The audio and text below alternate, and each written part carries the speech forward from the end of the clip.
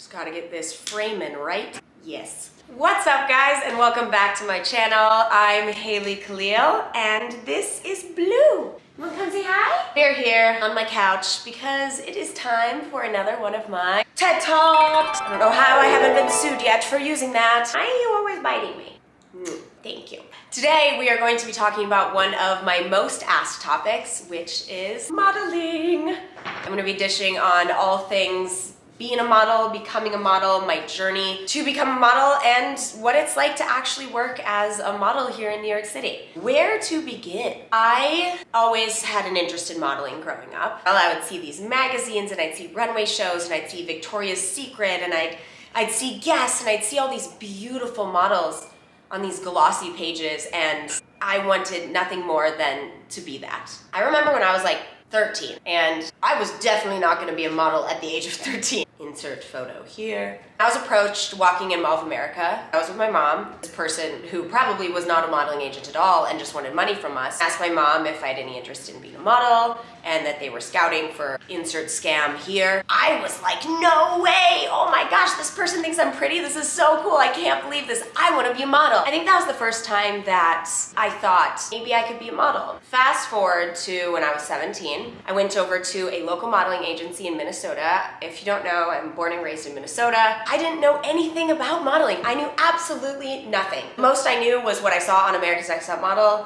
or what I saw in magazines. I remember not even knowing what to wear to this small open casting at this local agency. I went into this modeling open casting at this agency with photos that I shot at Glamour Shots. If you guys don't know what Glamour Shots is, it was this place that you could go get photos taken in the mall. I literally forced my mom to bring me to Glamour Shots. I saved up a bunch of money and I had my picture taken by the photographers that were in the mall. And that's what I brought to my first agency. When I arrived at the agency, I had no idea what I was doing. I didn't know anything about being a model. I didn't know how to dress. I didn't know how to act. I didn't know what to tell them. When they started asking me for my measurements, I was like, I'm a small in shirts and a small in pants.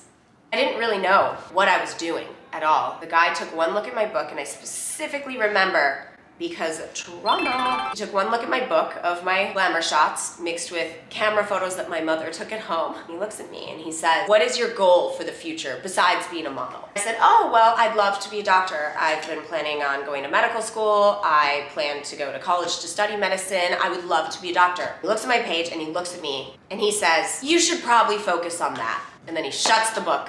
I remember my heart just dropped. And he looks at me and he says, if you were a couple inches taller and a couple inches smaller, maybe we could have made something work. It's crazy that I still remember those lines. A couple inches taller and a couple inches smaller. I should get that tattooed on my arm because here I am without being a couple inches taller or a couple inches smaller. That was my first run-in with any modeling agency. After that, I just decided to focus on school. After I graduated high school, I went to college. So I was on track for medical school. Then I had another opportunity. Right after I graduated from college, I saw an ad for an open casting call, and this open casting was for Sports Illustrated swimsuit. Sports Illustrated swimsuit was something that I idolized. It was up there with Victoria's Secret. It was up there with Guess. It was one of the 3 bucket list things that I had as a model. Sports Illustrated swimsuit, Guess, and Victoria's Secret. Those were the 3, and I wasn't even a model yet. When I saw this on Instagram, I decided, what do I have to lose? I specifically remember where I was. I was in Colorado at a wedding. As I was getting ready, I just remember sitting down on the bed in the hotel room and filming a video. It wasn't anything curated. It was just me I think I was in something like this, and I just told Sports Illustrated Swimsuit why I wanted to work for them. I posted the video, not thinking anything of it. I had maybe 250 followers at the time on Instagram, and then I went about my life. I remember looking at some other videos that other girls posted, and they were so beautiful. These women were stunning. They were on a beach in a swimsuit with like a voiceover, and I'm over here filming on my iPhone.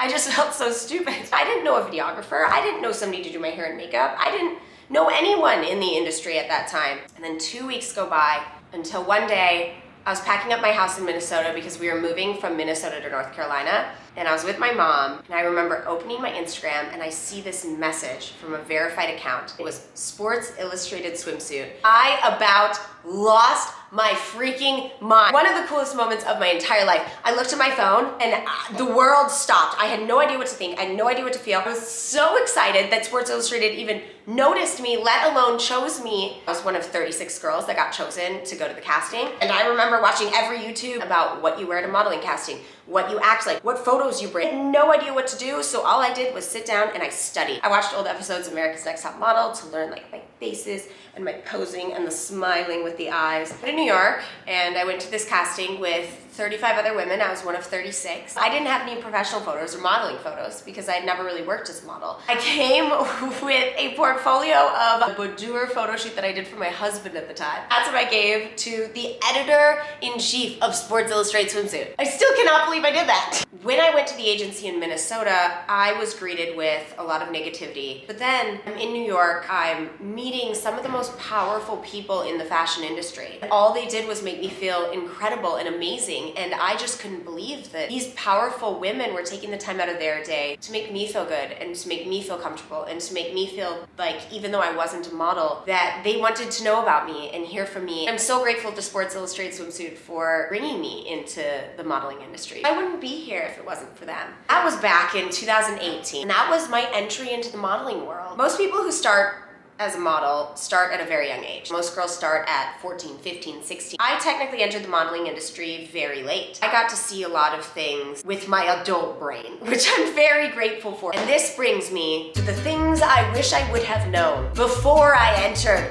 the modeling industry, because they just don't tell you anything. After Sports Illustrated Swimsuit and after the first issue came out that I was in, my entire world changed. It went from being rejected to all of these different modeling agencies wanting to sign me. I was used to modeling agencies telling me no or completely ignoring my email. I got ghosted by so many modeling agencies, it's absolutely crazy. After I was in the Sports Illustrated Swimsuit issue, people viewed me as an actual model. I signed with Wilhelmina. That was my first agency ever. After signing with Wilhelmina, we had discussions about me moving to New York. Because I was married at the time, I didn't want to make a full move to New York full-time, so I decided to do part-time in New York. I started coming here for castings, for any booked jobs that I would have, for development. If you don't know what development is, they take, usually it's young models, or in my case, inexperienced ones, and they attempt to teach them the industry. They put them through what's called tests, where they have a photographer and you basically pretend like you are doing an editorial spread or you're working for a campaign. The photographer's gonna shoot you in 5 or 6 outfits, and then your agency gets the photos, and then they can decide if they're good enough, if you need to do it again, if you're ready to work as a model. What a lot of people don't tell you is when you first start as a model, you have to go through this development phase. And for this development phase, a lot of agencies are just using you to make money. First thing that they did with me is they sat me down and they told me that I needed to expand my book. Your book is going to be all of the best things that you've done as a model that your agency thinks would sell to clients, or all of the things that your agency thinks, oh yeah, if a client saw this, they'd want to book you. My book was just Sports Illustrated Swimsuit. My agency sent me on a lot of test photo shoots. The problem is these test photo shoots are usually set up between your agency and some photographer that is in bed with your agency. And this photographer and your modeling agency both look at each other and say, let's charge her $1,500 for this test shoot. Modeling agency will take 10%, 20%, and then the photographer will take the rest. So you're being billed for these test shoots before you're ever making any money. And what I would suggest to anyone that's starting their modeling career is you look for friends in the industry. There are so many wonderful people in the industry that are trying to learn at the same time as you're trying to learn. Maybe link up with some photographers that are safe, and always, always, always bring a friend with you or multiple friends. We never want anyone to walk into a shoot blind. Even with models who are set up by their agency, sometimes you walk into a test shoot and the photographer is really creepy, or the photographer is asking you to take off items of clothing that you do not need to take off. Let's just say this now. You do not need to get naked to be a model. You never have to shoot nude to be a model. You don't ever have to shoot in lingerie to be a model. You can be a model without ever showing any part of your body. So if you hear from a photographer at any point, you need to shoot topless or you need to shoot nude in order to be a real model, you don't. They're lying to you and they're a really creepy human. Get them out of your life.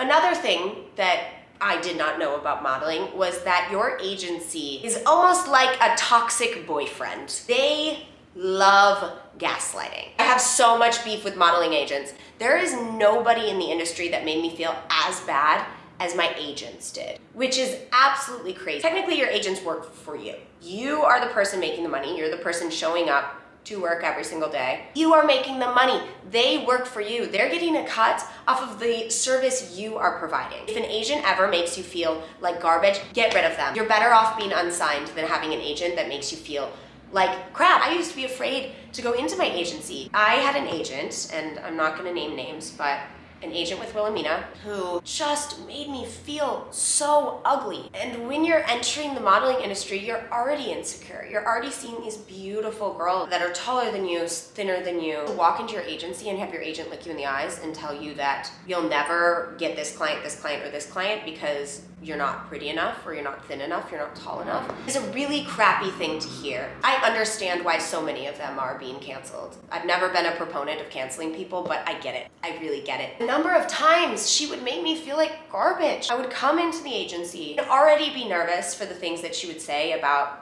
my skin, my hair, my height, my weight. I remember we were sitting there going over my dream clients. This is supposed to be a list of clients that you could only dream of working with. There were only 3 of them. Out of my 3 dream clients, I had already worked with Sports Illustrated Swimsuit. The only other 2 were Guess and Victoria's Secret. I remember telling her this, and she looked me in the eyes and she said, "Haley, you're never gonna work for these brands. You just aren't pretty enough." How do you say that to somebody? Even if it is true, how do you look somebody in the eyes and say that to somebody? Blows my mind. End of the day, your agent works for you. I remember one time I was on set for a t-shirt company. It was one of my first jobs as a model. The photographer was telling me something completely different than the creative director. I always tend to listen to the creative director because they're your brand rep on set. The creative director was telling me to be very stiff, and the photographer was telling me to do the exact opposite. I remember going into the dressing room and just crying because I felt like I was not doing a good enough job, and I felt like they hated me or that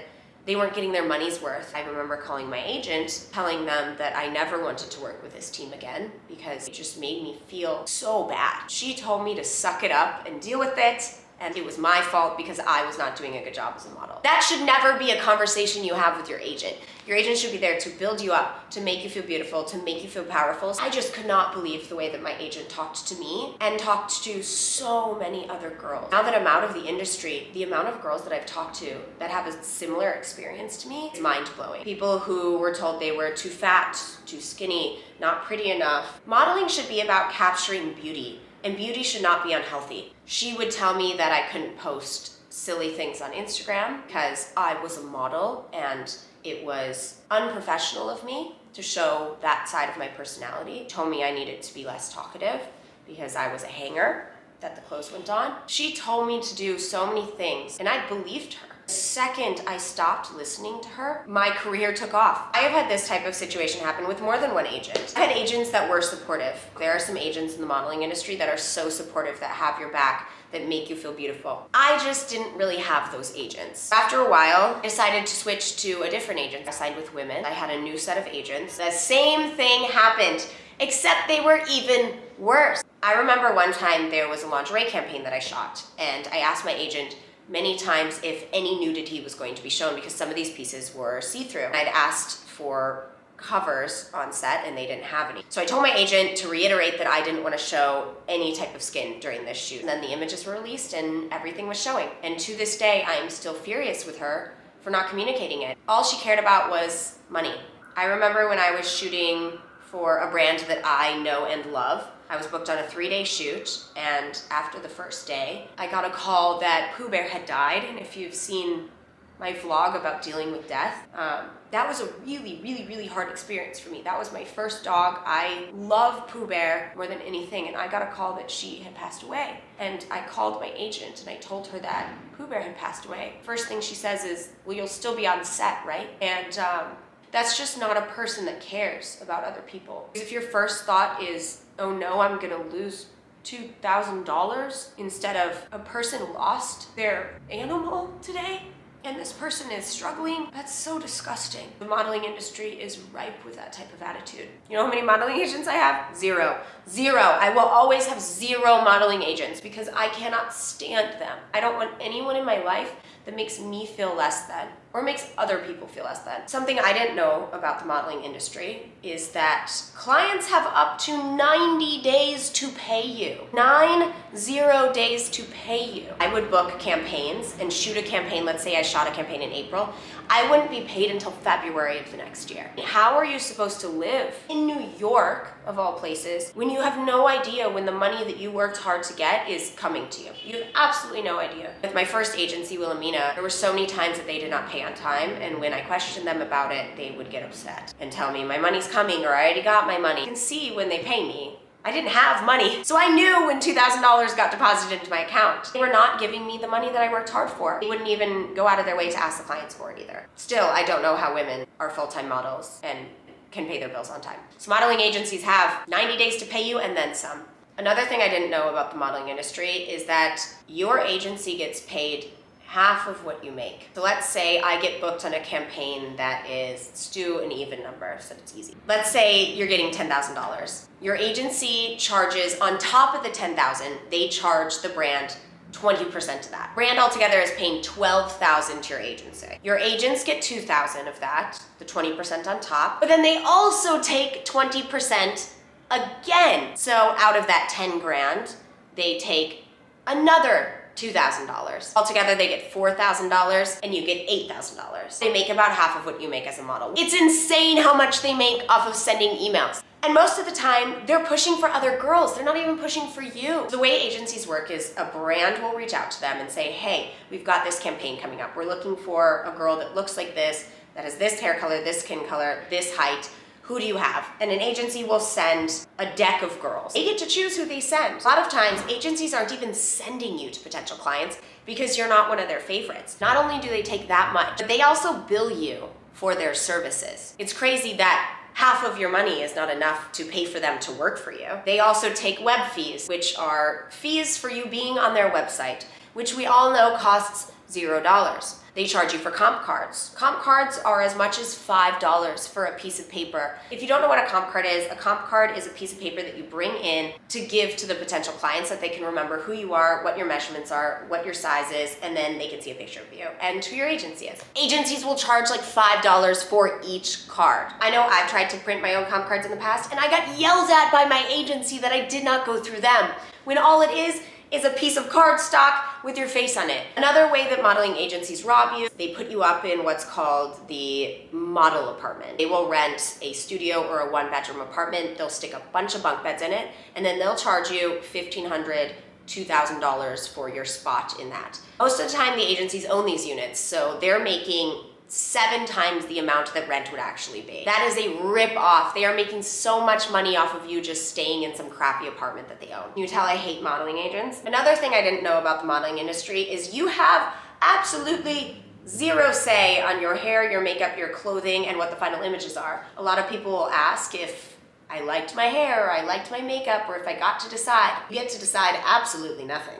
You are a hanger, and if you think you look ugly, or you hate your hair, or you think the clothes fit weird, too bad. There have been so many times on set where I have felt hideous in the hair or the makeup. Doesn't matter. Castings are really long. I went to a casting for a major brand one time. I had a time slot between 1 and 1:30. I showed up at 1. I was there until 6 o'clock. There was over 400 people there. Agencies will also hold you in a contract. I have been in modeling contracts that were 2 years. After your first year, your agency is getting you no work, you're asking them what you can do, you're doing test shoots, and still they're doing nothing. A lot of models call it, they just let you sit on their shelf. So your agency is just letting you sit on their shelf. You're not allowed to go and talk to other agencies. They will get furious at you. One time, I was with Wilhelmina and I was towards the end of my contract. I kept communicating to them that I wasn't happy, that they weren't booking me on jobs, that my own agent was calling me ugly to my face. That's kind of an issue. And I talked to a different modeling agent to see, what it would be like to sign with them. My agency reached out and yelled at me because they found out that I had just talked to a different agency, which is crazy. If you're unhappy with your job and who's booking you for things, you should be able to go get a different one without getting sued. There are so many young girls that try to get out of their modeling agency contracts and their own agency sues them. These girls have no money. Their agency isn't helping them work. And then their agency sues them when they try to leave. Models don't really make that much money. I think there's a major misconception that models make so much money and they've got these $1 million collabs with brands and all this. That just doesn't happen. Most models make a day rate of $1,500 and their agency is taking 20% of that, taxes is taking 40% of that, and they're not left with very much money. Most models are living in some of the most expensive places in the world to live: New York, LA, Milan, Paris. And you're also not working every single day during the week. I had times where I'd only work 2 jobs in an entire month. That's nowhere near enough to pay your rent, your food, if you have a car, your gas to go to all these castings, or even the subway to go to these castings. Most models are working paycheck to paycheck, and they don't even know when that paycheck is coming. The modeling industry hasn't changed as much as they say that they have. We hear a lot about body inclusivity in the industry. We hear a lot about diversity. So many brands are pushing different size models, different height models, different ethnicities, and that's beautiful. The only problem is they don't believe any of it behind the scenes. I remember one time I was on a shoot and I was working with a girl who was absolutely beautiful. She was stunning. She was maybe a size 4. She was tiny. And the brand kept telling the photographer to make the fat model stand up straight so her rolls weren't showing. She was a size 4. This brand is supposed to be an inclusive brand, but here they were saying, tell the fat model to stand up. And then they post on their Instagram that they're body diverse and that they love to showcase different bodies. It makes me sick. I wish I could expose every single one of these people that I've had run-ins with that I know are just spouting a bunch of BS in order to sell stuff from their brand. It's crazy. I was 110 pounds when I was working as a model, and my agency told me I had to lose weight. It's 110 pounds. It's sick. And that's my rant. I was all over the place. Hopefully this made sense. If you are thinking about becoming a model, I really hope you do your research. This video isn't to try to get people not to be a model. If you want to be a model, or you have spoken to an agency and you seem to feel good about it, go with it. Just please, please, please do your research. Please make sure you are protected, you're legally protected, and that you're working with an agency that truly sees you and cares about you. I do not want any girl to go through what I went through in the modeling industry. Granted, I was very lucky in some regards. I got to shoot with incredible clients. Still never shot with Victoria's Secret. So Victoria's Secret, if you're watching and listening, please, hi, I love you, please. Please book me. Since my agents never sent me to you because they told me I was too ugly, I'll shoot the ugliest campaign you've ever seen. Or died.